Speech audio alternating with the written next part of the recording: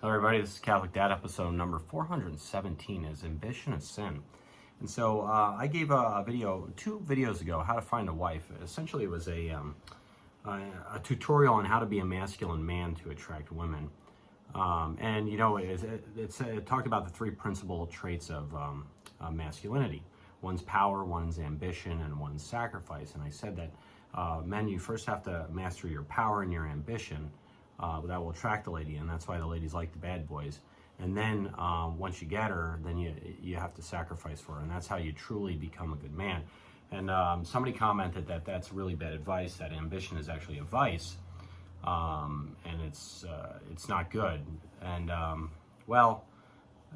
that bothered me a lot, because I'm Mr. Ambitious. You know, I have 9 kids. I went to med school, put myself through college and med school, and I'm working all the time. I start businesses and so on and so forth, and I'm really ambitious. But is my ambition sinful? And I'd have to take pause at that and think about it. Well, no, it's not, right? And this is like anything that can become a vice in our life, which is pretty much any human trait can become a vice in our life. So ambition, as long as it's directed toward the good, it's a great thing. And so I would tell these young men out there, if you want to become strong and powerful and ambitious to attract a woman, it always has to be directed toward the good, toward the beautification of God, you know, and to always direct yourself toward virtue. Don't direct yourself towards vice. Can ambition become a problem? Yeah, if it's love of money, or it's love of cars, love of things, love of materialism, and you just want to hoard and buy a yacht one day, that's a problem, because that's not directed toward the glory of God. That's ambition directed towards sin. Now, you're like, well, you know, but it can become a problem. Well, so let's talk about human sexuality for a second. Is your attraction, like a man's attraction to a woman, a bad thing? No, that's good. It's God-given, right?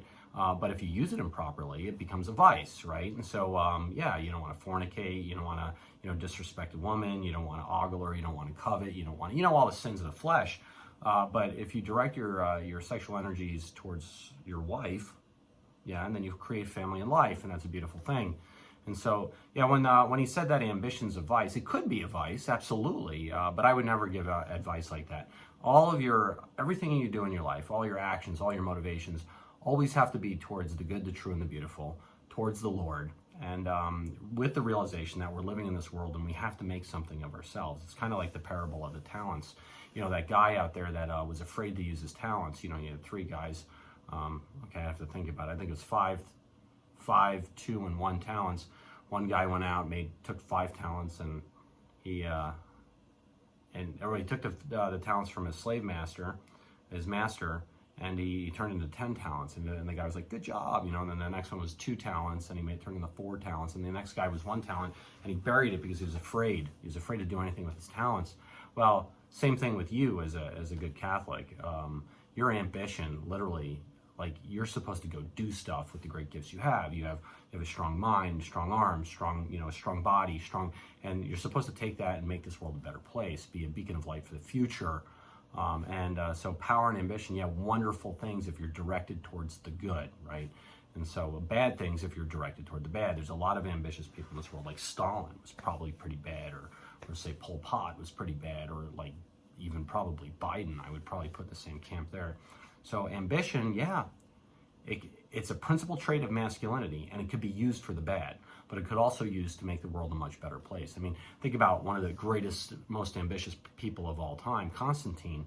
He stormed into Rome, he became emperor, right, of Rome, and he legalized Christianity. That's what he did with it, or St. Paul, for that matter. He was persecuting Christians. And killing him even. I mean, he probably was responsible for the death of St. Stephen, the first martyr. He was very ambitious. What did God take his ambition? Well, he turned it on its head, and he turned him towards the Lord, So ambition, it's a masculine trait. Is masculinity a good thing? Yeah, God gave it to you. Can you use it for evil? Absolutely you can. And so, yeah, if you want to be a strong, powerful man, do it, but just direct yourself toward the Lord. I guess that's all I have to say today. So this is Catholic Dad making you think about it. Please like to subscribe, get the Mass, and pray the daily rosary. And, oh, by the way, that's true of every human trait that you have, okay? Oh, and I want to talk about humility a little bit, actually, really quickly. What is humility? A lot of people think humility is tearing yourself down. That's what they treat this trait as, and it's not. Humility is knowing your place. Like, if you're like well articulate and powerful and hardworking and industrious, and you're like, oh, I'm going to start a great Fortune 500 company and I'm going to make something in the world, and you know your place. Like, that's pretty humble, actually, if you think about it. If you're that good and you actually accomplish it, humility is knowing your place.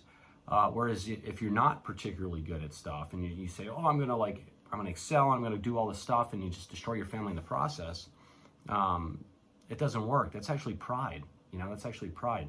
So knowing your place, like a peasant that knows he's a peasant, that's a humble man. A great leader and a great entrepreneur that knows that's what he does, that's a humble man too.